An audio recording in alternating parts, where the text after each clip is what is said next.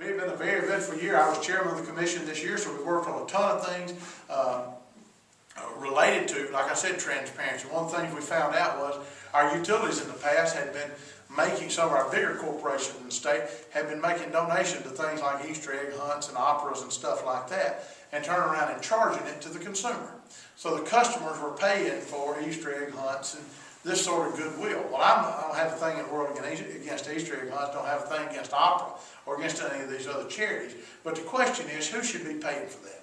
Should it be the customers, the people out here that are paying the bill, or should it be the company shareholders? I think it should be the company shareholders. The company should not be able to go around, our corporate utilities in Mississippi shouldn't be able to go around spreading goodwill in their name and taking it out of your wallet.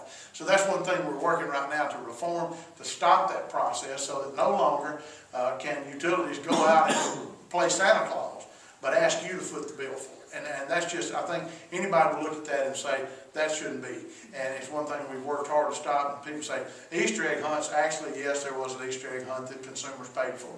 Those donations, quite frankly, should be made by the corporate shareholders who are benefiting and not by the customers. And that shouldn't cause your bill to go up because of something being given away. So we're working very, very hard to reform that. The other thing that we saw back with the Kemper County project that was approved this year was that in that case, Mississippi Power Company, who had approved that project, who had applied for that project, had actually filed the rate impacts to the customers, meaning how much a bill would go up, was filed confidentially, secretly. And the company made that choice. There was a loophole in the rules that allowed them to do it.